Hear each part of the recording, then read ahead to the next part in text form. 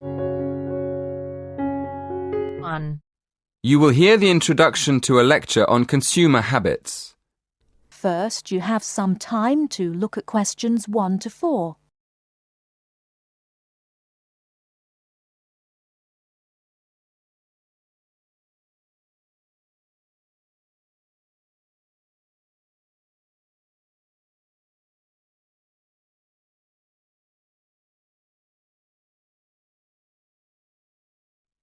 Listen carefully and answer questions 1 to 4.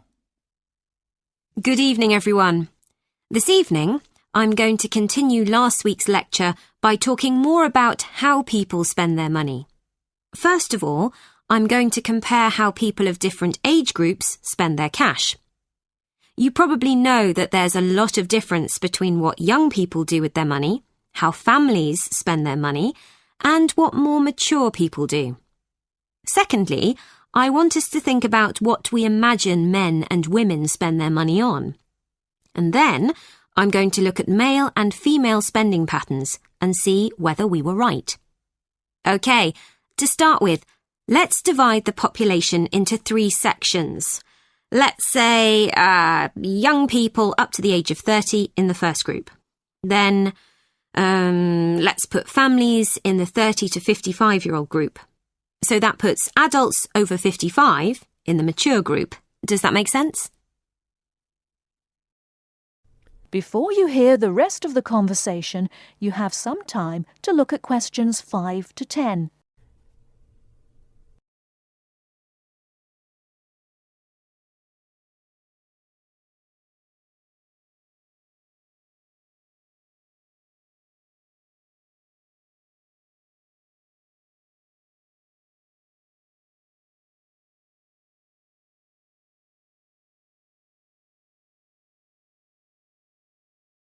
Now listen and answer questions 5 to 10. Right, well, I found that the first group, that's young people up to the age of 30, mostly spend their money on clothes, music and entertainment. That's not really very surprising, is it? Although I must admit, I thought they might spend a lot on cars and travelling around. So, the next group is what I've called families, people in the age group from 30 to 55. Naturally, as I expected, this group spends most of its money on food, toys and trips out. But I was surprised to find that people aged between 30 and 55 spend most of their money on furniture and kitchen equipment. I suppose it's logical if you think about it. People are usually improving their homes at that age, and household equipment is very expensive. But they also spend a lot of money on electronic equipment, like video games for the children. Now turning to the third group, that's people over 55. I thought they'd spend their money on gardening tools and electronic equipment, but I was wrong again. People in the over 55s group spend most money on new cars and days out. So, what did we think about how men and women spend their money? OK, well, we thought that young women would spend a lot on clothes and shoes, and that young men would buy more electronic equipment and cars.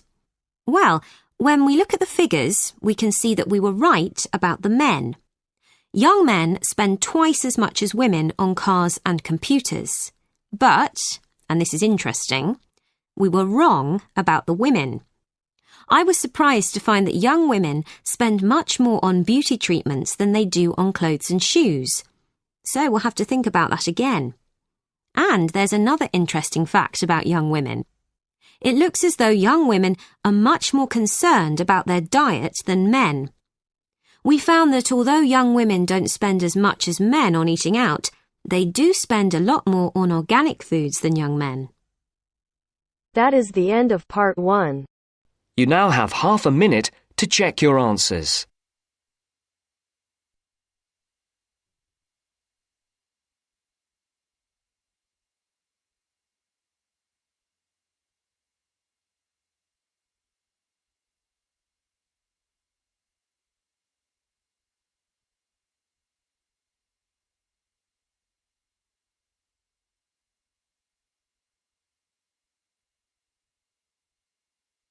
Now turns to Part 2. Part 2. You will hear a conversation about a language course. First, you have some time to look at questions 11 to 15.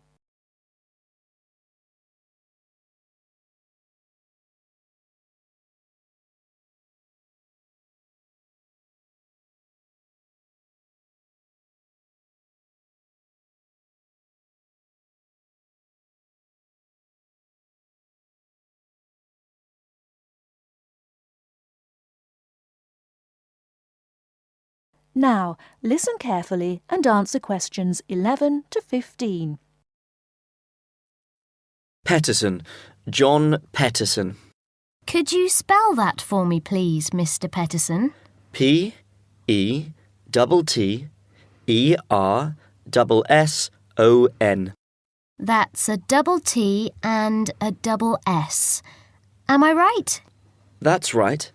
Now, could I ask you where the course takes place? Well, we offer courses in Hamburg and Berlin. For your level, there's never a problem. There are always plenty of people for the intermediate classes. Oh dear. Does that mean that there might be a lot of students in my class? I wouldn't be very happy about that. No, don't worry, Mr. Peterson.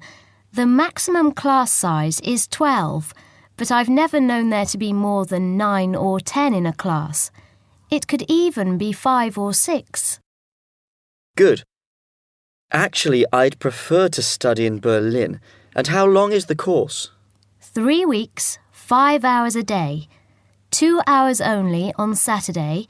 Sundays free. I see. And what about accommodation? There you have a choice, Mr. Peterson. You can either stay with a German family who are used to having such guests, or you can stay on the university campus, or we can book you into a nearby bed and breakfast. Is there a big difference in price? Not really. Staying with the family works out the cheapest, and the bed and breakfast is a bit more money. Staying on the university campus comes somewhere between the two price-wise, but Berlin is not too expensive anyway. Which do you recommend? Well, if you want to practice your German and be part of a German family, I would recommend staying with a family. Our families are all hand-picked, and we've never had any sort of complaint. Yes, I'll probably do that then.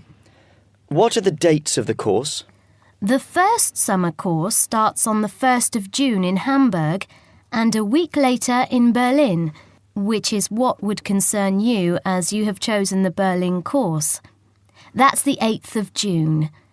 The next course would begin on the 2nd of July and then... The 2nd of July course would be perfect for me. Can you put me down for it now? Certainly, Mr. Peterson. Can I have your address, please? 26 Mayfield Drive, Orpington, Kent. I'm afraid I can't remember the postal code. Don't worry, Mr. Peterson. I'll check on it. Before you hear the rest of the talk, you have some time to look at questions 16 to 20.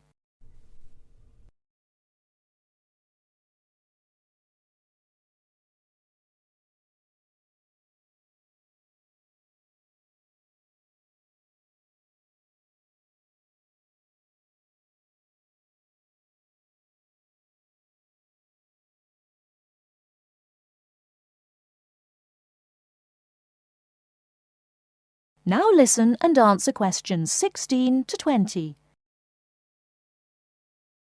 There are a couple of other things I'd like to ask. Certainly. What do I need to bring on the course? Well, apart from the obvious, you'll need our textbooks. I'll email you the name and publisher. You should be able to find it in your local bookstore. If you do have problems, call me or email me and I'll see what I can do. We provide the computers, computer disks, translation exercises and all that sort of thing, but you will need a good dictionary. We recommend Langenscheidt, which is more than adequate for your level.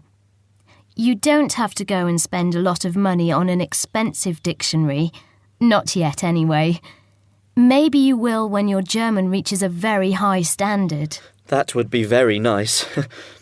Now, finally, what about the cost of the course? And how do I pay? Would you like to pay that in pounds or in euros? Euros would be fine.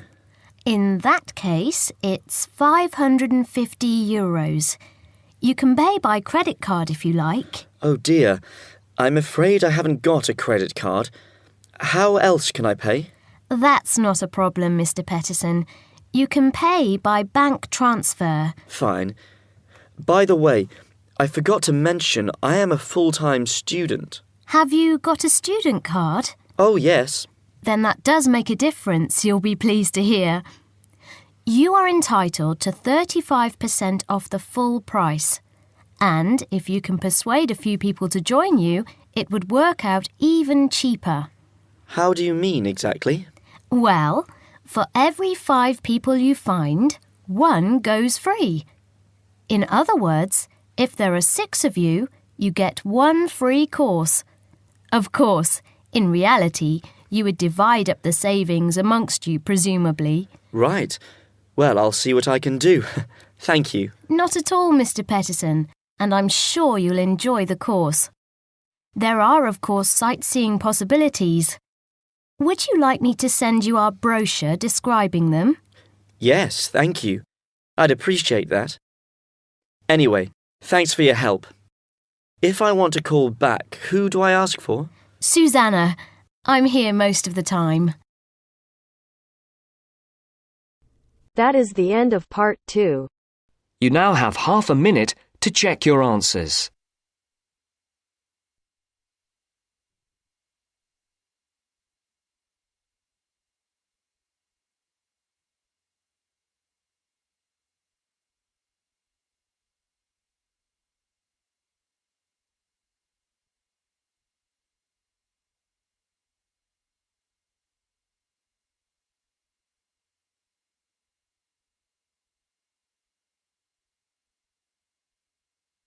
Now turns to part 3. Part 3. You are going to hear a lecture. First, you have some time to look at questions 21 to 25.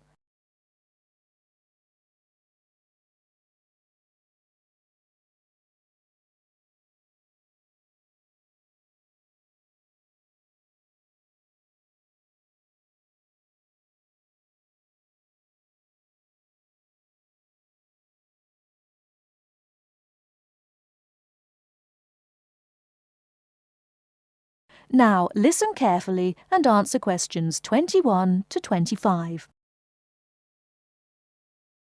I'd like to introduce Rebecca Bramwell, an artist and illustrator who has come along today to talk to you all about getting your first job or commission as an artist.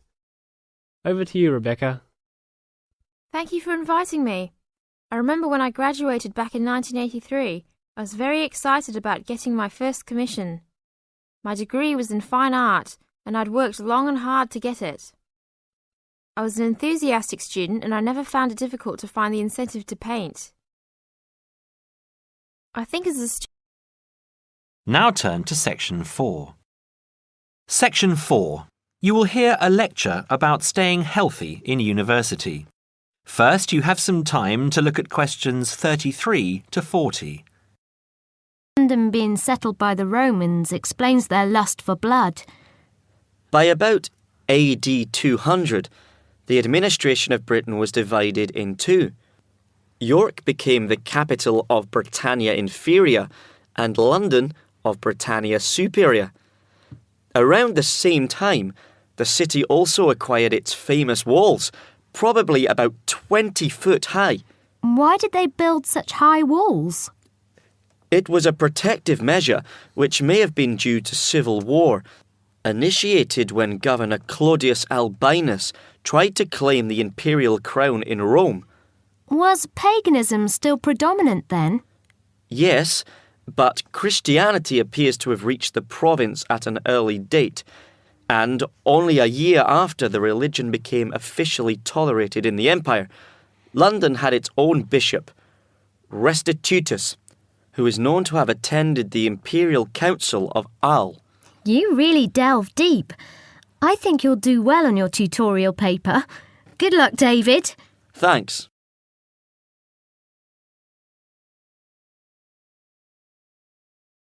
Good morning all. Welcome to our regular lecture on health issues. This series of lectures is organised by the Students' Union and is part of an attempt to help you stay healthy while coping with study and social life at the same time. It's a great pleasure to welcome back Ms. Mary Kirk, who is a professional health advisor and physical education officer. Thank you, Peter, for the introduction. It's a pleasure to be back. Today we're going to discuss the benefits of exercise. University life is hectic and stressful. It also involves a lot of sedentary work, that is, sitting for many hours at a time. What I'd like to focus on is how to approach exercise, not only from the aspect of health benefits, but also as a form of stress relief. I know it's hard to organise your time around studies and socialising, but you can socialise while exercising. If you have an hour free in the morning, afternoon or evening, it would be a good idea to get together with your friends and create a sports team. Before you hear the rest of the talk, you have some time to look at questions 26 to 30.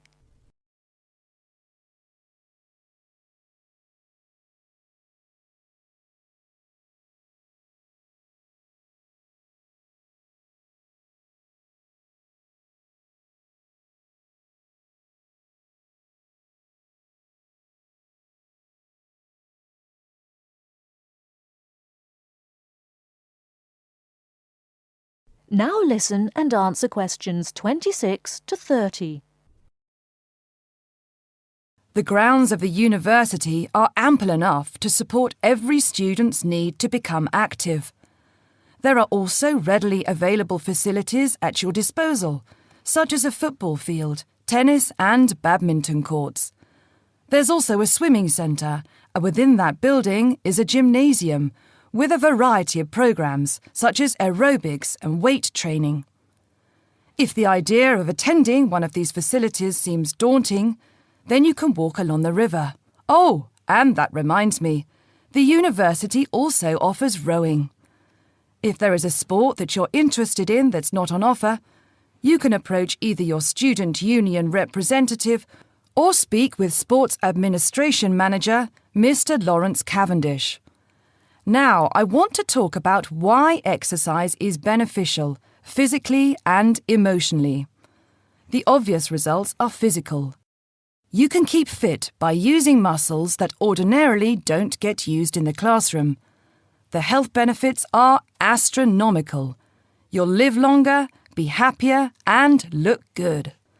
By building muscle, you strengthen your bones, a definite advantage for women in their later stages of life, as women are prone to osteoporosis.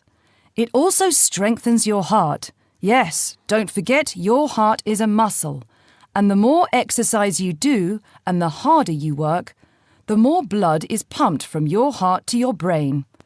Now this brings me to the psychological advantages of exercise. When we are active, endorphins are released into our brain. An endorphin is a chemical that is released when your heart rate is pumping beyond its normal capacity. It's the same as adrenaline. You can actually feel when endorphins kick in. You feel a rush, almost a high. The benefits of this are numerous. Your brain works at peak capacity for a longer period of time. Your awareness is maximised, and the fatigue you usually feel at 4 o'clock in the afternoon will be non-existent. In one word, exercise makes you sharp. Now, I'm not saying that you should overdo exercise, because too much of anything can be dangerous. But if you think about your daily routine, you spend about 6 hours a day in lectures and another 2 or more hours studying. That's a long time to be sitting. And that is a long time for your body not to be moving around. So try and find at least 1 hour a day to get some exercise. If you can't fit in 1 hour a day, try 1 hour every second day or half an hour a day. You will see rewards instantly. You'll feel great and look great. This I can promise you. That is the end of part 3.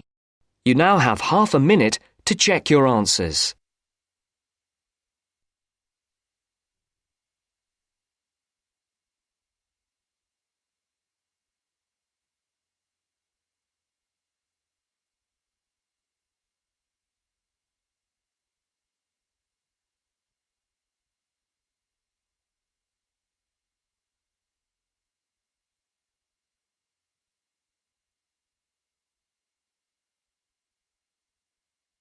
Now turns to part 4. Part 4. You will hear an interview about why conservation groups, such as Greenpeace, are interested in protecting whales. First, you have some time to look at questions 31 to 40.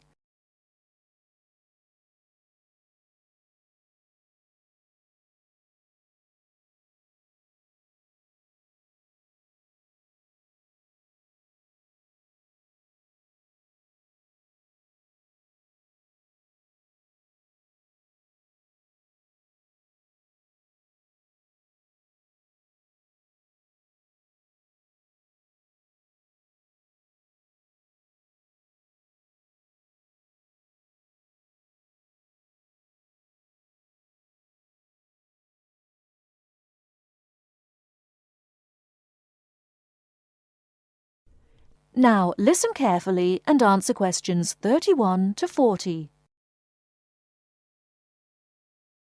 We hear a lot these days about whales and the need to protect them.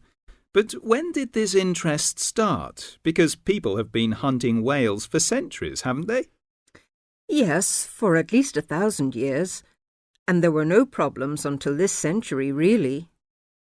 What happened was that fishing technology became much more efficient and the ships were much faster, so more and more whales were caught.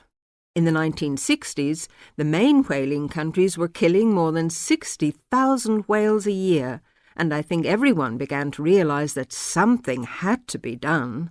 When did the killing begin to slow down? It was quite a slow process, and it was the environmental groups like Greenpeace that really made things change.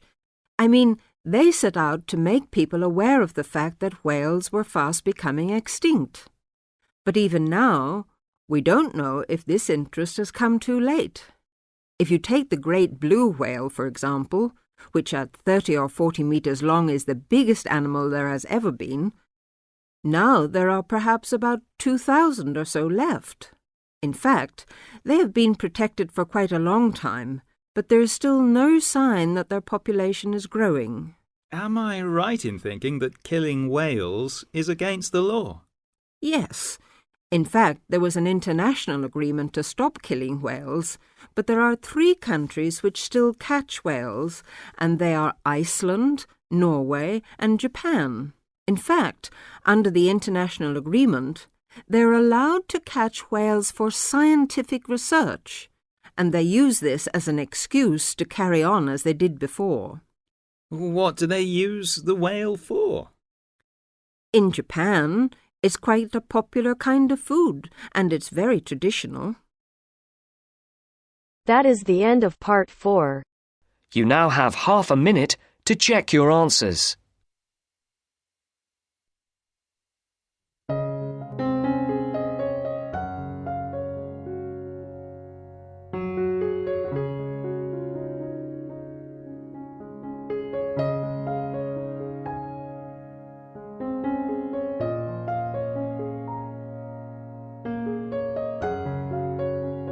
That is the end of the test. You now have 10 minutes to transfer your answers to your Ielts listening answer sheet.